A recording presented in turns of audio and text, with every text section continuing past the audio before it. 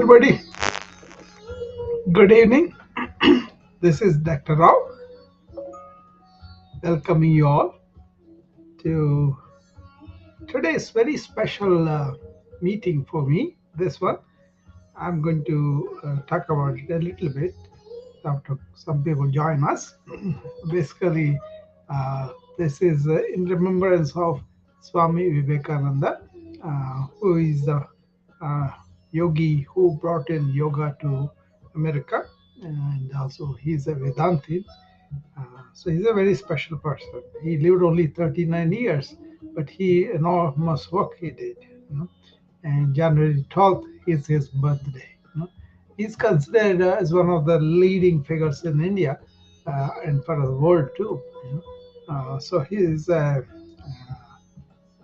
sayings about the work and the joy are some of the concepts I'm going to present here today. Hopefully, people will mm, like it and really understand how great he is by just understanding his concepts of it, right? So, this is something usually missing in people because people are miserable these days when they are working or while they are really going for work, mainly because they want to make a living, which is uh, uh, not bad or anything. But if you can't find happiness in your work, you can't find anywhere. That was the something that people used to say, right? But the thing is, you can find not only just happiness, but joy and fulfillment in work. You know, and that's how I'm going to present it today. And then the work will not be drudgery or slavery to a boss or just because you have to make a living you go to work. That's not the case. Even if you are presented an opportunity to work, whatever kind of work it is, you have the possibility of making it joyful and fulfilled just by changing your attitude and your approach to the work. Okay, there are philosophies, there are so many uh, methods of working properly and joyfully and all that, right? So this is not like a something a psychological talk or anything like that. So more like some of the spiritual principles that were in vogue for centuries, and they were there for a few thousands of years. These principles. Once we really understand what the principles are, then we'll be able to appreciate what they mean. That work can be a means for real joy and real fulfillment, right? Now, majority of the people uh, want to find the work because they are afraid that I won't make a living and I will not be able to support myself or my family. So I have to take whatever work comes my way and work it. You know, that's fine. A lot of people are forced to do that. That's fine. But once you go to the work, you can choose the attitude that you want, and that's where the philosophy comes into handy because they gave us some formations of ideas that could really work. So one thing is, how can you go and work without expecting anything like a fruit or results? That's what the karma yoga, for example, what they say is you go and work to the best of your ability and then leave the results to the god, so that whatever comes you can accept it like how it was given from the god. Okay, that kind of attitude is really incorporated into what is called karma yoga. Karma means action, something to do. Yoga means in union with the higher power you are doing the work, right? So that kind of attitude was very useful for us when we were doing COVID patients in the beginning, and it was very, very high number. Now they are coming back more numbers too, but this time the intensity was not good, and also population is immunized. So that is there. So many people are having the infection now, much more than before, but it's not serious, in that sense. So at the time when we don't have any vaccine, we don't have any medications, we don't have any special treatments, or so complete understanding of the disease, we were having real problem of doctors and nurses who are scared, who are really worried, who are really coming to work fearful, right? So that's not good, So at that time I kind of used this philosophy of doing duty for its own sake, not fear it, not expect things come from that. Okay, that kind of attitude really helped me and others too. And other thing is, we approach it like we are serving the patient. We are kind of serving the divinity with the patient. I'm going to come to that here in this talk also. That kind of attitude also helped us a lot. Instead of thinking myself, thinking the danger that may come, and then even though the danger is not there, by imagining you can make it much more with that kind of infection, because your fear and anxiety can make your defenses down, your immunity system down.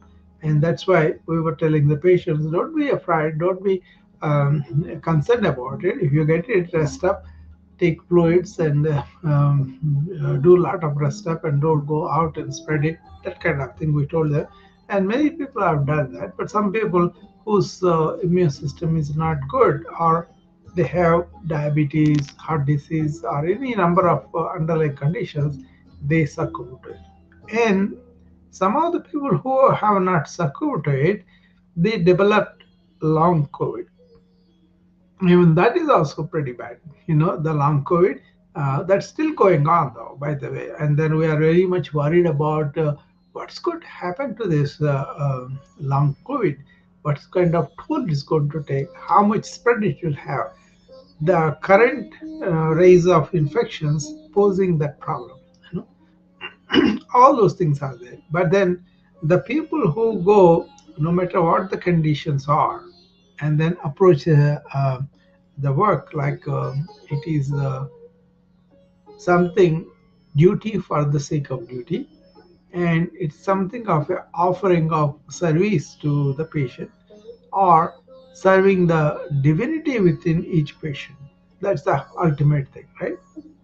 So people who are going there to worship their God in the patient, they will be very happy, right? And then as you are working unselfishly and working towards your fulfillment could be spiritual realization. And that's where the work is really joy. You are not bothered by your mind or your worries or thoughts, but you are really identifying the cause to serve, cause to really worship the God. And that kind of thing could be very meaningful for a lot of people. It's a purposeful way of going and helping people, right? So if you take the work like that, like a service to the other person, service to the divinity in the other person, it can make a lot of difference, and then it can be a very joyful experience for you. That's what I'm saying in this hour.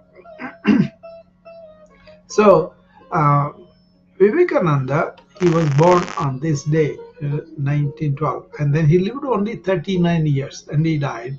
But then his work, the last 10 years, the work he did, 5 years here, 5 years in India, 5 years he was in the United States in the West, and then 5 years he was in India, and enormous work he did. So many books he wrote. Couple of books he wrote.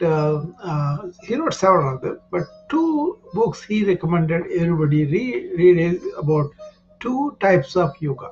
One is karma yoga, which is the action yoga, which is all your work and everything.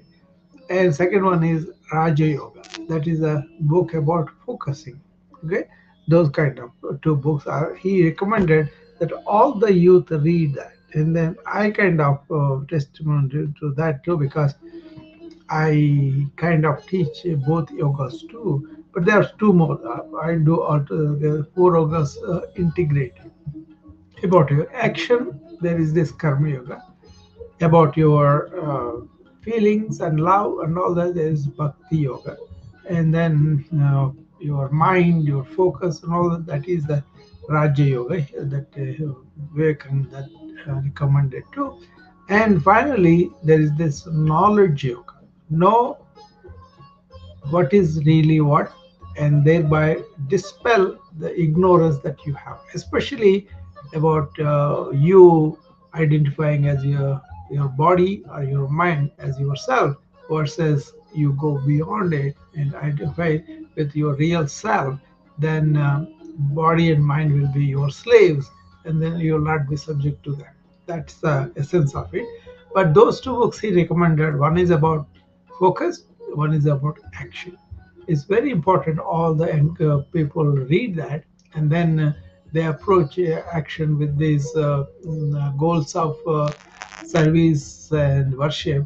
They will get a lot benefited down the line. So they can worship whoever God they choose. That's the purpose is, think of something bigger than you, then you will be worshipping that, and then maybe a reverence to the bigger forces are around us, that kind of thing. It doesn't matter which religion, which particular path you are following. All paths lead to the same thing. That's the main thing, right?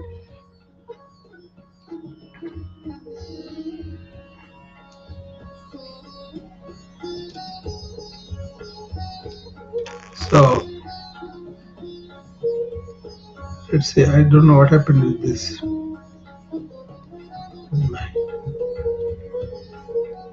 Yeah, there it is. So what it is you kind of understand what this religious, philosophical uh, statements and how we can bring them, irrespective of what kind of religion we belong to. Just understand the principle of working for the sake of work, and discovering joy in it, because you are working as a duty, not as a something reward for them, right? That's the essential. But that is very rare in the West, because everybody is working here mainly because they want to have some salary, some money coming in, right? And that is very difficult for them to understand what is karma yoga and all. But then during the COVID times, I told you this kind of attitude helped the physicians very much, because uh, at the time we felt really vulnerable, because we are not able to treat all the patients, and patients are dying like anything around me, around us, right? So we kind of saw the limitations that we have, and we were human, and we were surrendering. We are kind of you know saying humbly that we also have limitations, and the patients who are dying, and you can only serve them as long as they're there, and with whatever we can. Maybe we can show empathy, we can show kind words, we can show some concern, we can show some kind of uh, love and affection for the patient and the patient's family, and be more humane, right? We did all that, and apart from all the water treatments we did, some of them were wrong to employ, because the system itself didn't know what to do. But then this attitude that we are helping the divinity within the patient, that really helped a lot. It's not like any common person coming and then we kind of look down on the person. We are looking at the each person having the divine spark, and we are helping that person. So we are serving that person. This is called Siva Gnana Jiva Seva. I have a room on house on that name, because I wanted to make people understand what is work is worshipping, why we call it like that, what is this divinity within each one that we worship, and then we kind of surrender to it. So uh, if you go and work just for some remuneration, some salary, some all of that, that could be justified, that could be something you want to work for, that's all fine. If you want to look for work as a means of fulfillment, a means of joy, then you got to get out of that attitude where me and mine take precedence over the society or the other people, other family, and all that, right? So once you change the attitude like that, then the work itself could be very joyful, very fulfilling, and really worth following. It's a purposeful thing, right? So it is very, very important to understand our attitude. Not that just because you don't have those attitudes, you are bad. No, it's the possibility of being more joyful and doing work when you have this kind of support of spirituality behind you. So if you go to the hospital, you say, I'm going to do my best. I may not save everybody, but I will do my best. I will not take a back seat and then don't serve the patients or what they need. You know, so there is a age-old thing in our profession that they used to tell us when we were very very young student. They used to tell us, always say, I only dressed. Dressed means applying a dressing, and God healed. That's what happens with any wound and all. We only try to do antiseptic creams or dressing, just put a bandage on the wound, and then the nature takes over, and they get healed. But if there's an infection, then we may intervene with antibiotics and all. Otherwise, the body and nature heals, right? And the chemicals that we give may help a little bit, but generally, that's ultimately that what is that happens is that, right? So that used to be traditional saying, like where we are humble and we are down to earth because we know our limitations, we are not able to save everybody. But then if somebody heals, then we know the nature which helps us with the healing is doing that. So I only applied a dressing, whereas the nature healed. That's what we, our God, we used to say that. So the same attitude you bring into work when you are working a human being. You say, okay, this human being also has the divine spark within him, so I'm going to worship that divinity by helping this body to recover faster, you know, or to mind to heal better so that they don't feel the pain. So true attitude is, one is work as worship. Second one is work as the worship of the divinity within each person. So if you have that kind of attitude, then things can be much easier for you. On the other hand, if you are holding the work as an ego booster, or it's something like gives you some materialistic things in terms of money and gifts or praise or all those things are really temporary, right? And then the more you mature, the more you put them aside, and you will not have any place for that, except that you have done your duty and you have done whatever you could do in your capacity, and the patient helped himself and then he healed himself. So the topic why I chose today this topic is today happened to be Vivekananda's birthday, as I mentioned, and also his contributions were really modern and at the same time ancient wisdom, like So he was an example of great intellectual capacity and spiritual capacity too. He used to turn a book just like that, and then he will tell everything from the book just by glancing at it. So he has amazing powers of concentration. And he said one time, if I have to learn everything again, and I'll first learn about how to concentrate, how to focus my mind, and from that I will do everything else. That was what he said, and that is true. Another thing is the focus that he has is a laser focus, and then he talked about that quite often, and that's why he wrote that book Raja Yoga, right? There are so many things with Vivekananda you could read. One is called Collected Works of Vivekananda. That's a huge volume, 3 volumes, I think, but it is like several discussions that he had over his lifetime with a lot of people that came to him for questions and all that. Okay, so this is what Vivekananda was. He always said you got to raise up, you got to wake up your inner soul, and then let it be growing in stature, and then you can be not only living a good life for yourself, but also you can spread the message around the people. You know, so he is remarkable in that sense. Uh, he also said if he came to Chicago for a parliamentary congress, and he had a lot of problems because of the lack of money and laying on the road and all that. But then he got help from other people who recognized his greatness, his value, and he went and delivered that lecture, which was very famous worldwide, right?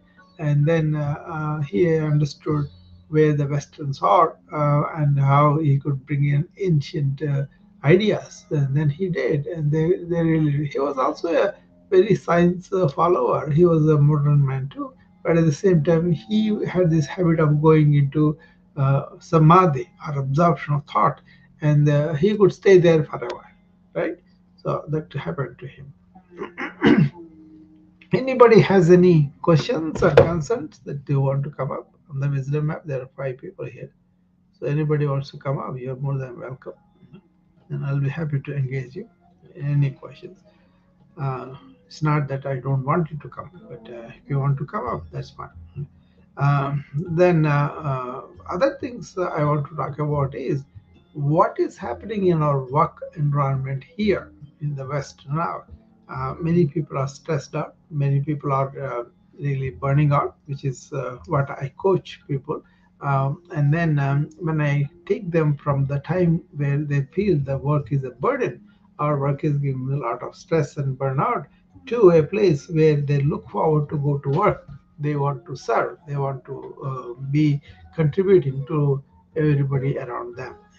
That's a transformation I usually look for, and that comes from what kind of education, what kind of conditioning they have gone through, have they gone through about giving to people, or just only asking only for themselves, kind of interested in themselves, nothing else.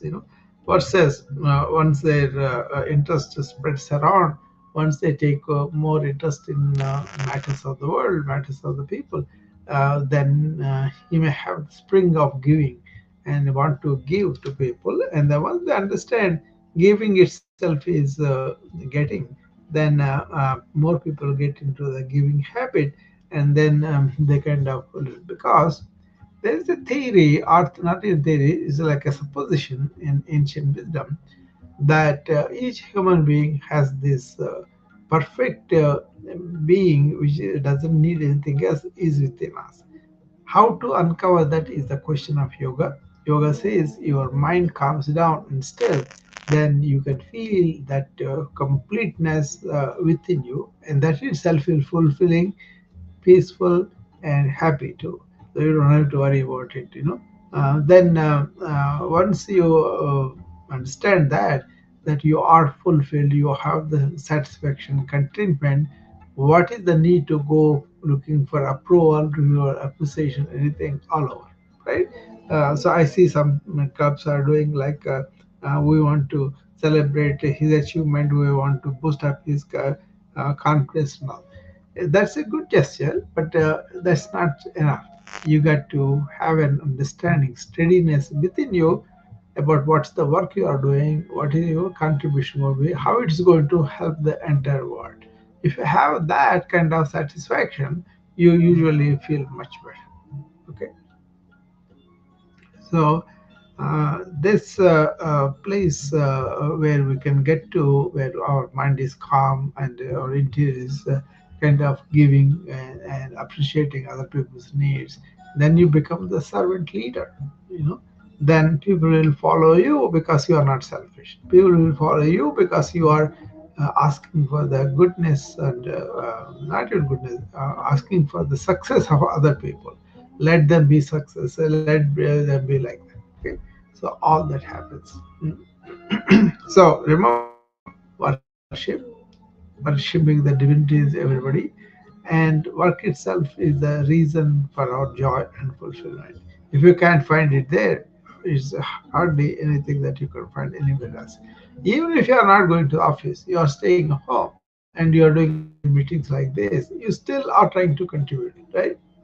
Many people come or not, that's not a problem. The problem is they don't come, that's up to them. But if they come, that's a good thing that they are giving us this a chance for them to be solved, right?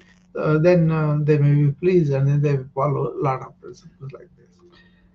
So when you pursue work, not just mere earning of livelihood or getting some benefits if you are a solo entrepreneur, but the work is going to touch somebody and help them to feel better and get everything under control. Okay. So with that, I'm almost 25 minutes here, and anybody wants to come and ask any questions? Otherwise, I will close the room. This topic is made into a small video also. I put it in the chat also, so you can look at them and then call me if you have any questions. Okay. All right, then I will see you again tomorrow. Hopefully, everything goes well for you, and don't be anxious and nervous for everything. Okay. All right. With that, I will close the room. I'll see you back again tomorrow. Thank you. Bye bye.